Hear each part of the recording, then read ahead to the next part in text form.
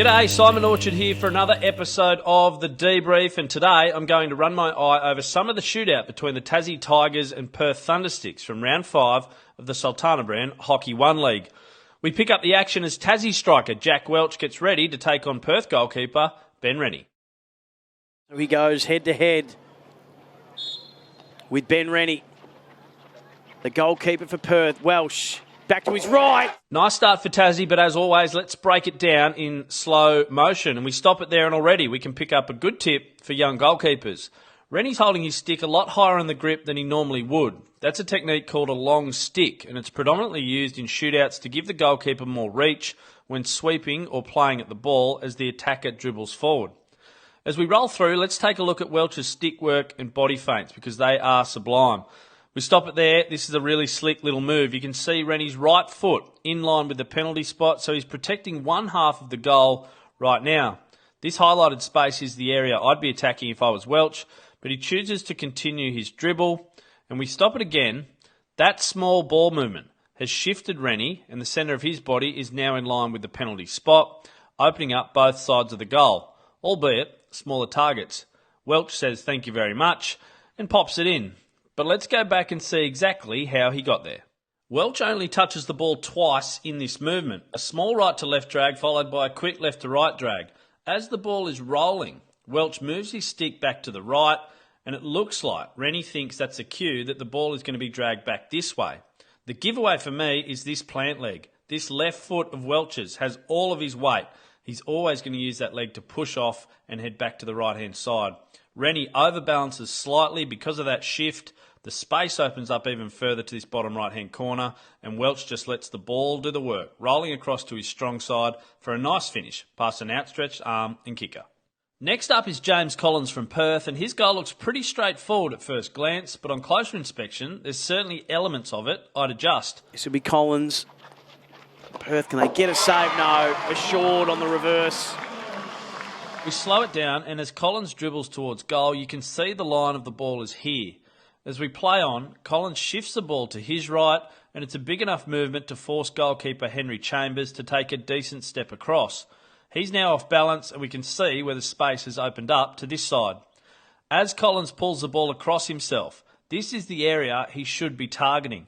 Anything along the carpet is at risk of being saved by Chambers' stick, much like this example from Eddie Ockenden. Ockenden goes straight at Rennie to win it. Oh, can you believe this? I think Collins needs to change the shot to a short-handed backhand chop, just like this from Tom Wickham. Both teams will get to go. Wickham, yeah. That slight lift allows him to score over the outstretched arm or stick of Chambers, and it's almost an impossible shot to save. Now, Collins still scores, so people might say, well, what's the issue? This happened only a few minutes later. Collins now for Perth. Oh! Gets a second bite. Josh Belts is next, and he may have done the league a favour here and identified a potential weakness in Rennie's shot-stopping game. We hold it there. Not many people turn their back on Rennie in this shootout, but already you can see the goalkeeper's stick position has changed. Rennie's worried about this space. He doesn't want Belts to roll into his forehand and fire at goal. Because Rennie's stick is in this awkward spot, if I was Belts, I would just roll this way and use the backhand chop up into the net. Aaron Zalewski uses the same back-to-the-goal technique here. He just doesn't get the lift on his shot, but it's really well executed anyway. Belts decides to ignore that space and instead rolls to his strong side, and he's got the upper hand. Rennie commits the goalkeeping cardinal sin in shootouts of going to ground prematurely, and he lunges desperately with this left foot in a last-ditch effort to stop Belts from scoring. Belts is in the commanding position though. Now he just needs to use the space in front of him, show composure and roll around to score. He puts it in, but I think he could have kept rolling even further to really escape the flailing stick of Rennie. Up next is Josh's brother Hayden Belts, and let's take a look at his goal because I really like parts of this movement. Oh, has he got enough room? Yes, he does. So the tide turns in Tassie's favour. He does something similar to his brother, but with another nice learning involved. We stop it there, and as a general rule, I like the ball carrier to try and get the goalkeeper outside the lines of the posts. If you can shift the goalie and make them have to move laterally as much as possible, they're certainly out of their comfort zone. Hayden Belts goes a little bit too far, but you can see how much he's moved Rennie across, allowing him all of this space to run back into. Now, as you roll around, the temptation is to shoot now. Don't. In the words of Fred Durst, keep rolling, rolling, rolling, knowing that you're trying to get to this space. Look what's happened to Rennie. He's committed to a save now, leg completely outstretched and scrambling to cover the shot. Hayden Belts ends up firing too early for my liking, but he still sneaks it in. Imagine if the shot came now. Open net. Still so much room in front of Belts before he hits the baseline, and Rennie is in no position to make a save.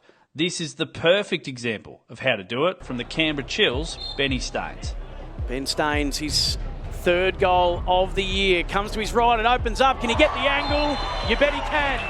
We'll finish with one for the goalkeepers as Jake Harvey takes on Henry Chambers. Jake Harvey goes at Chambers, back on his right. Oh, he might have... Oh, no! This is just a really good example of a goalkeeper staying in the contest. Chambers is balanced, he's got the long stick asking questions, he's low and agile, and he doesn't bite on all the fancy stuff that Harvey is putting together. In the end, it's a bit of a Hail Mary push-it goal from Harvey. He finds the 5-hole between Chambers' legs, which is the only part of the play that lets him down. But thankfully for Tassie, the ball misses. Chambers breathes a sigh of relief, and Tassie go on to win a thriller. That's the debrief for another week. Looking forward to running my eye over the tape next week in the Sultana brand Hockey One League.